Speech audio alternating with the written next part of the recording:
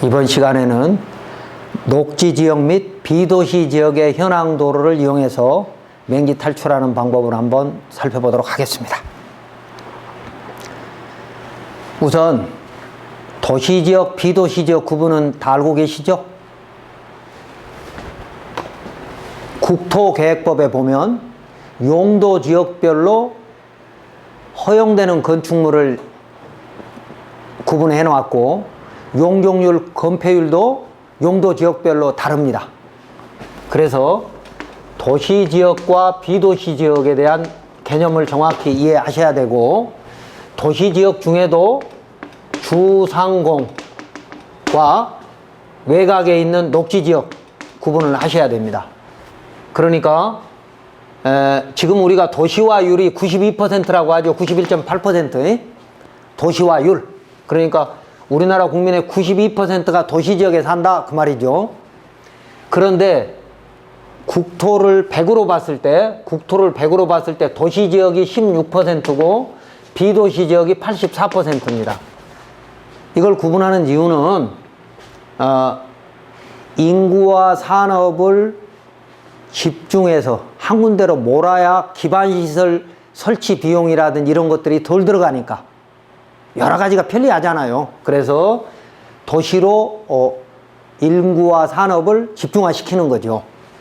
그랬을 때 이 도시지역은 다시 주상공으로 나눕니다. 그러니까 16% 중에 4% 정도가 주거, 상업, 공업지역입니다. 그리고 녹지지역이 12%입니다.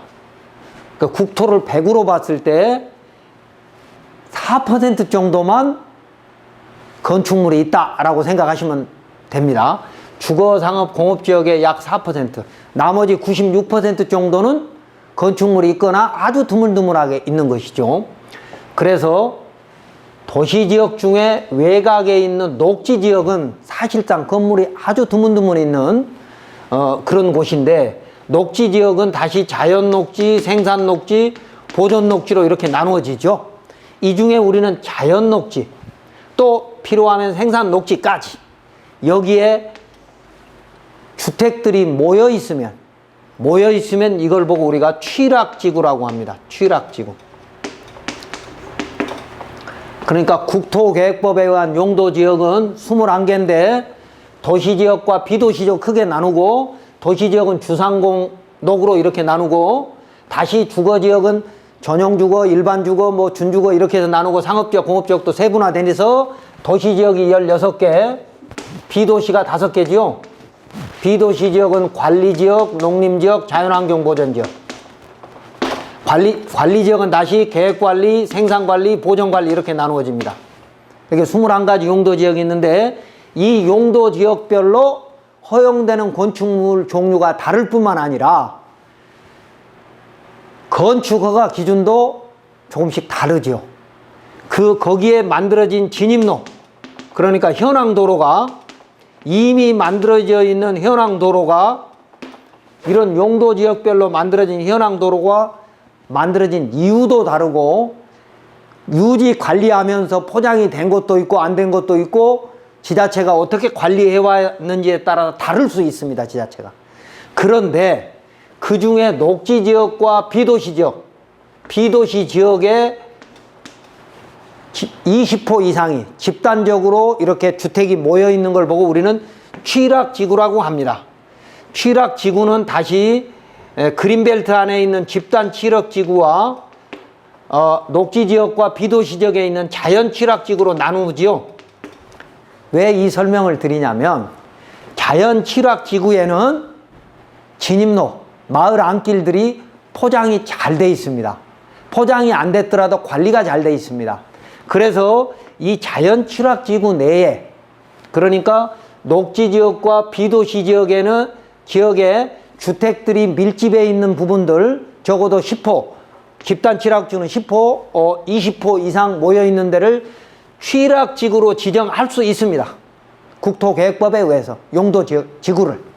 그러면 취락지구 내에는 여러 가지 또 주거에 편리한 시설들을 만들어 놨는데, 그 중에 특히 마을 안길이라고 하는 진입로는 시군구에서 포장도 해주고 관리를 하고 있다는 것이죠. 그 그런 도로에 대한 행정청의 해석은 어떻게 할 거냐? 건축 허가를 위한 진입로, 현황도로에 대한 해석을 어떻게 할 거냐에 대한 설명을 드리기 위해서 이 설명을 잠깐 드렸고요. 책에 교재에 자세히 나와 있죠. 녹지지역은 그런데 이 녹지지역, 취락지구가 있는 녹지지역과 비도시 지역은, 녹지지역은 주상공 외곽에 있죠. 12%, 국토의 12%가 녹지지역이라는 거죠. 그럼 그 외곽에 있는 주택들이 모여있는 그 마을, 동네들을 어떻게 관리할 거냐, 진입로 부분을, 이제 이런 부분들을 우리가 살펴볼 필요가 있습니다. 다음에 이제 2관에 보면 녹지지역 및 비도시적인 맹지 사례를 봤는데, 그림에 지난번 우리가 맹지의 종류 때 봤던 그 그림 나와 있죠. 서울시에서는 현황도로란 도로로 이용은 하고 있지만 지적도상에 표시되지 않은 도로를 말한다라고 이 그림이 돼 있어요.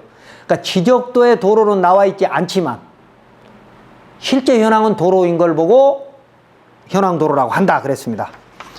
자, 그러면 이제 다음 장을 보면, 그러면 여기도 마찬가지로 지난번에 도시지역에서 봤던 4가지 종류의 맹지가 있겠죠. 지적도의 맹지, 건축법의 맹지, 주차장법에 의한 맹지, 그리고 기타 맹지, 이렇게 4가지를 한번 간단하게 살펴보도록 하겠습니다.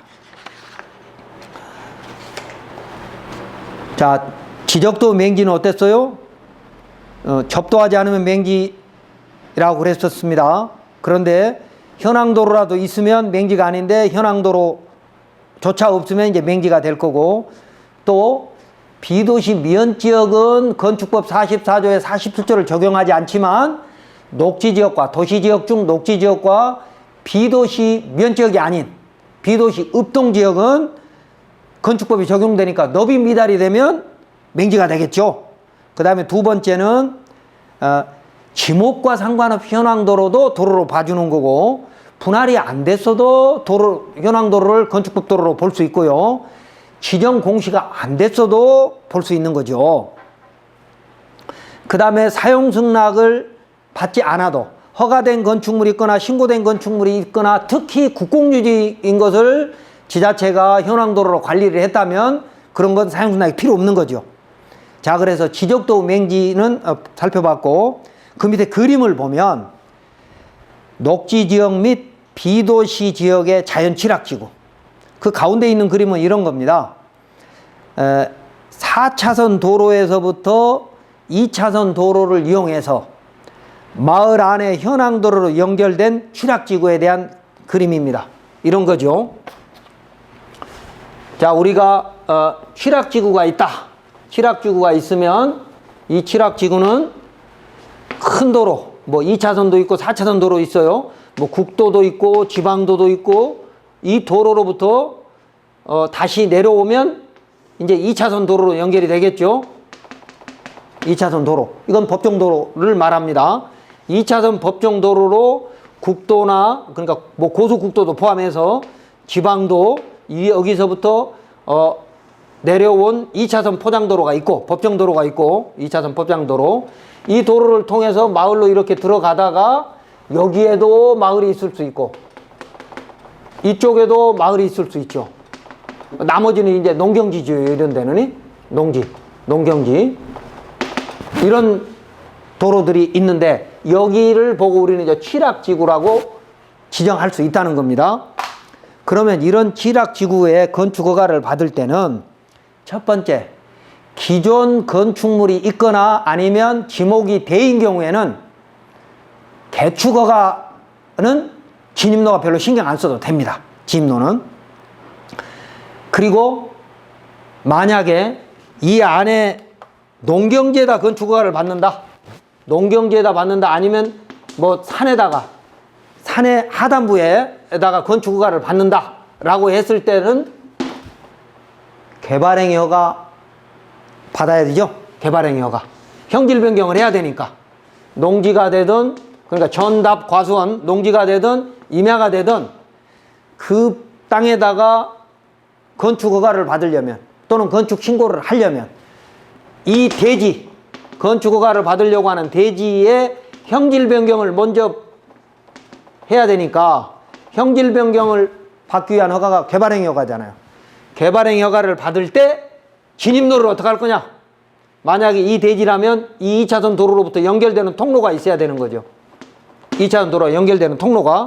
그런데 이 통로가 이미 도로가 개설이 돼 있다면 이 현황도로 뭐 옆 동네로 가기 위해서 이렇게 도로가 개설이 돼 있다거나 아니면 이 마을에 들어온 현황도로가 이렇게 마을 내부 도로가 있는데 이런 데 붙어 있다거나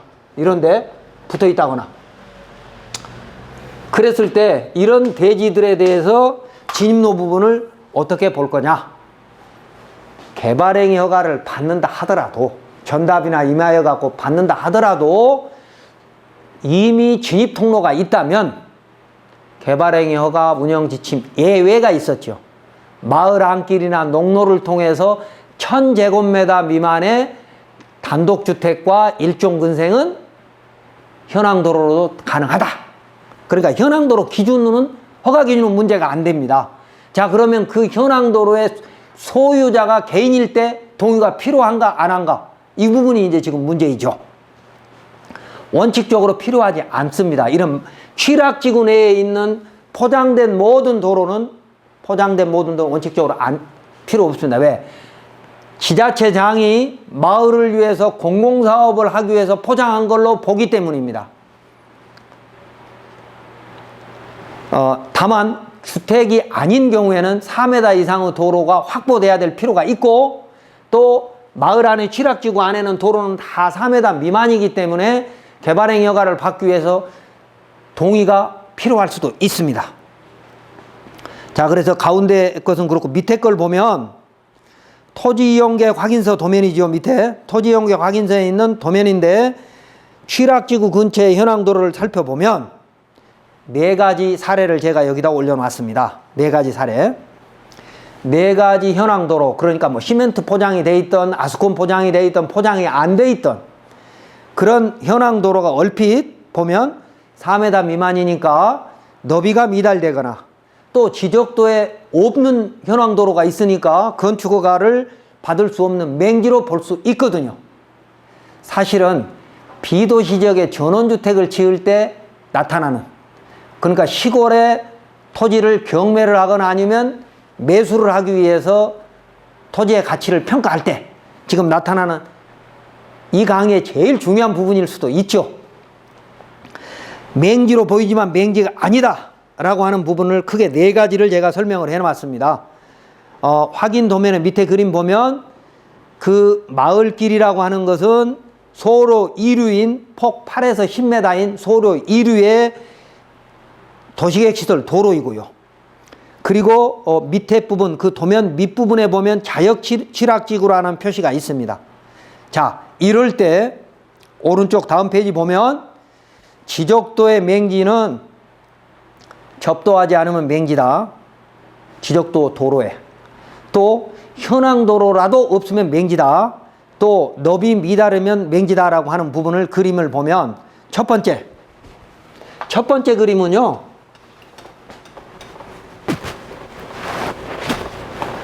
경지정리된 논입니다. 경지정리된 논 안에 있는 길. 그러니까 지금 우리 4가지 사례 부분은 이런 겁니다.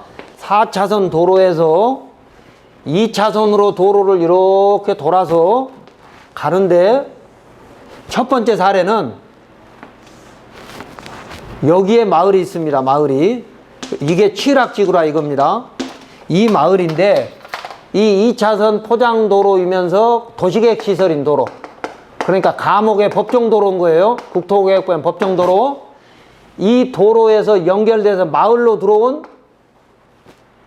너비 3m짜리 포장도로가 있습니다. 시멘트 포장도로. 그럼 여기는 경지정리된 논입니다. 여기도 경지정리된 논입니다. 그러면 경지정리된 논 사이에 경지정리를 하면서 농어촌 정비법에 의해서 경지정리를 하면서 농로를 만들어야 되거든요. 농로를. 그래서 실제 지적상의 도로는 6m인데 지적사에 되는 6m인데 경사면 빼고 사면 빼고 나면 세멘트 포장도로 된 것은 3m 정도입니다. 이게 농어촌 도로 정비법에 의해서 농도입니다. 그러니까 경지 정리를 할 때 가운데 농도를 만들 의무가 있습니다. 경지 정리 사업 시행자는. 그래서 너비는 6m지만 실제 사용하는 공간은 3m 또는 4m짜리 농로가 있는 것이죠. 농도가. 그래서 이게 첫 번째는 이겁니다. 그림 보세요. 2차선 도로에서부터 마을길, 농로를 타고 저 안쪽에 있는 화살표 있는데 거기가 취락지구인 마을입니다.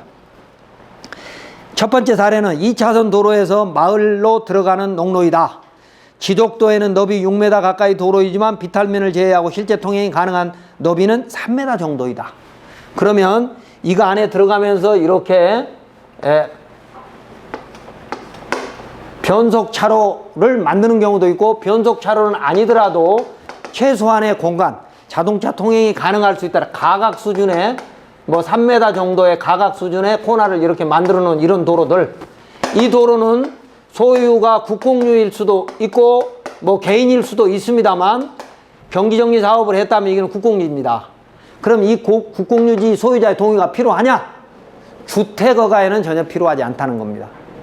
그리고 다른 것도 이 취락지구 안에서 허용되는 시설, 취락지구 안에서 허용되는 시설은 너비가 3m이기 때문에 개발행위허가가 안 나는 것을 제외하고 개발행위허가가 문제가 없다면 이건 동의가 필요 없는 겁니다. 이건 어떤 시설이라도 너비는 문제가 될 수 있겠죠. 주택 외에 다른 시설은. 자, 그래서 이 취락지구 안에서 허용되는 용도지구, 취락지구라고 하는 용도지역, 여기는 경지정리되는 농림지역이고 이 마을은 관리지역이겠죠. 관리지역 내에서 허용되는 시설, 그리고 취락지구 내에서 허용되는 시설에는 이 진입로 너비 폭이 문제가 안 된다면 사용락이 필요 없다. 그 얘기고요. 두 번째 밑에 그림은 이런 겁니다. 두 번째 그림은 첫 번째는 경지정리할 때 만들어 놓은 3m 도로였고 두 번째는 여기가 마을인데 지적도에는 도로가 있다 없다 이렇게 돼 있었습니다. 옛날에는 한번 한 2m짜리 도로도 있었거든요. 마을이. 그런데 실제로 지금 도로는 현황 도로는 4m 정도로 이렇게 나 있습니다. 이것도 이제 이렇게 안 돼 있고 사실은 마을이 이렇게 도로가 옛날 이게 이제 국어니까 경지정리되는데 옆에는 다 물이 흘러가는 국어가 있잖아요. 국어 옆에 국어 뚝이 마을길로 변해가지고 국어 뚝이 마을길로 변해서 현황 도로가 2m짜리가 있었는데 그걸 시군구청에서 포장을 해가지고 약 4m 정도 도로로 마을길로 만들어 놓은 포장도로가 이게 두 번째 사례입니다. 자, 보십시오. 2차선 도로에서 마을로 진입하는 도로는 너비, 지적도상의 도로는 너비 2m에 4m와 관습상의 현황 도로가 합해져서 4m 정도 도로로 보이지만 실제 지적도상으로는 맹지처럼 보이죠. 그럼 이 도로는 어떻게 할 거냐? 여기는 비도시 지역이기도 하지만 비도시 지역이 아니라 하더라도 마을 안길 농로는 개발행위 허가에서도 허용되고 건축법에서도 허용되는 곳이고 많은 마을 주민들이 드나드는 곳이기 때문에 사용 승낙이 필요 없다. 그러니까 이 중에 2m는 공유지, 그러니까 시군구청 땅이고 나머지 2m는 사유지라 하더라도 사유지 소유자가 등기를 가지고 소유권을 가지고 있다 하더라도 사용수익권, 배타적 사용수익권은 이미 마을 사람들한테 또는 시한테 내놓은, 그러니까 제한된 도로이기 때문에 이 4m 도로는 사용승낙이 필요 없다 이 말입니다.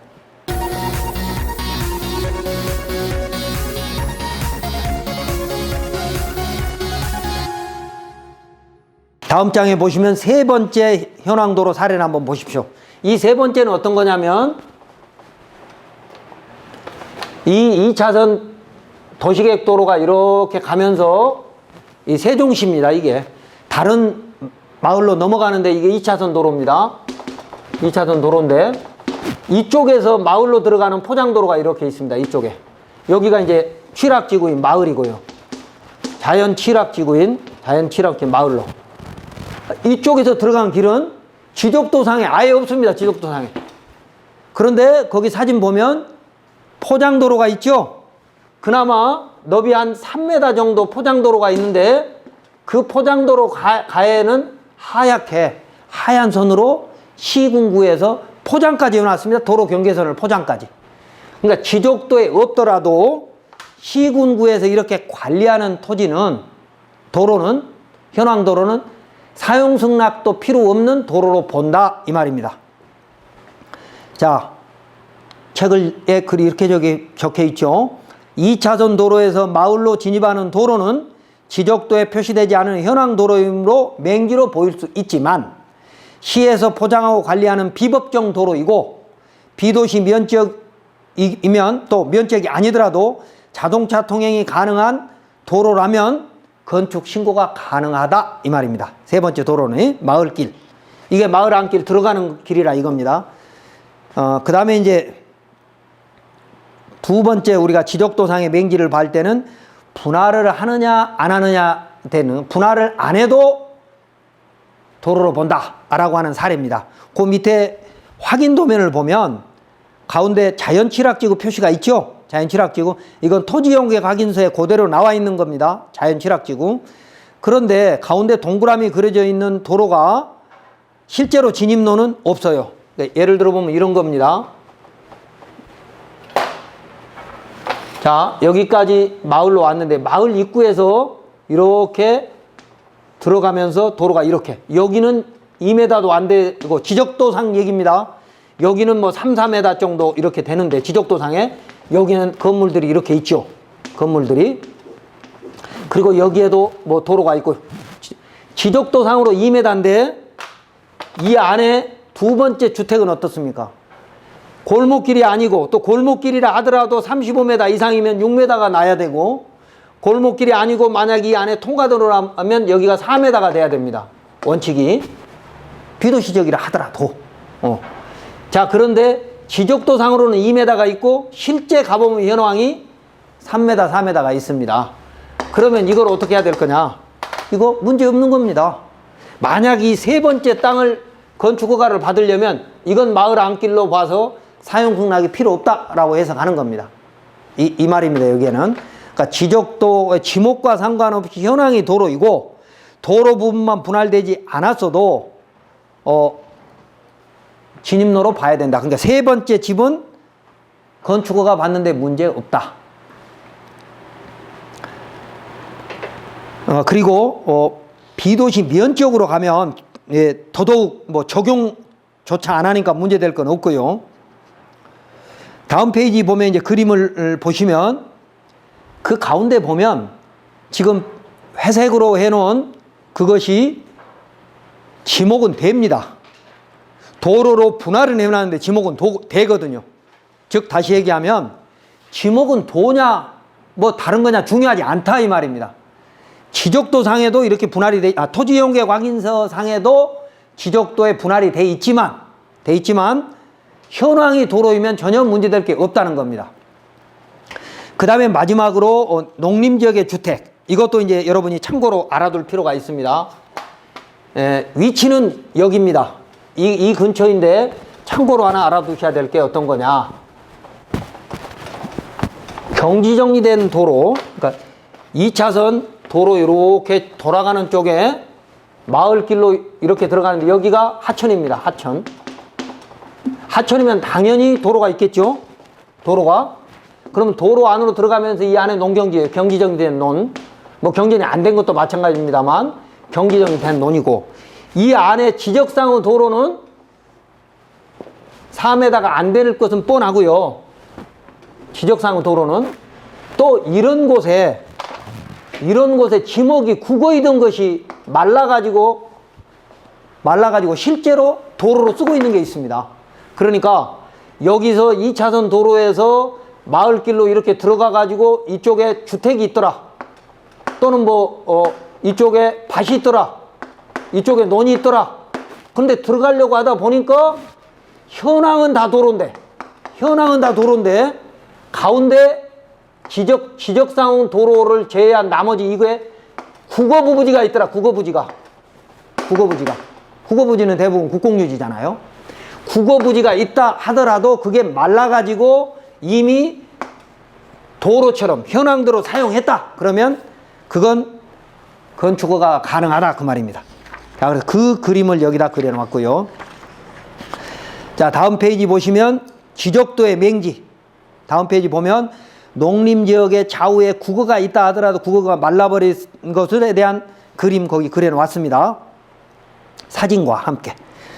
그 다음에 이제 사용승낙 문제는 비도시 면적은 뭐 말할 것도 없지만 비도시 읍동지역이라 하더라도 면적이 아니더라도 허가 건축물이 있거나 신고 건축물까지 있는 것은 현황으로 판단하는 것이 대부분입니다. 마을 안길인 경우에는 건축법 도로로 보고 지목과 상관없이 너비만 충족된다면 사용승낙이 필요 없다라고 해석하는 겁니다. 다음 페이지에도 확인 도면을 보십시오. 다음에 이제 녹지지역과 비도시지역에 대한 현황 도로에 대한 설명을 제가 해 놓았습니다. 정리하면 이런 거죠.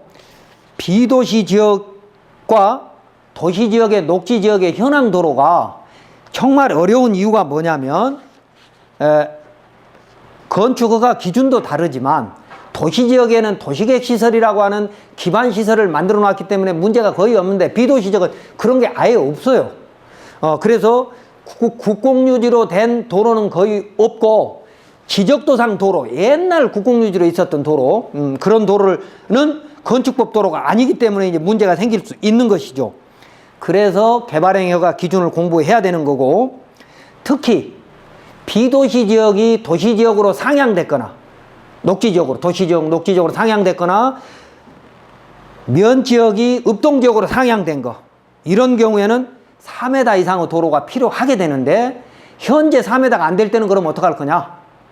대부분 지자체는 후퇴선, 그러니까 건축 후퇴선만 적용하고 있습니다.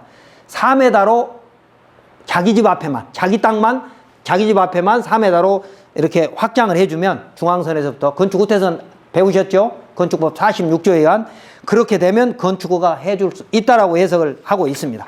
자, 현황도로 소유자의 권리도, 즉 배타적 사용 수익권도 보호해야 되잖아요.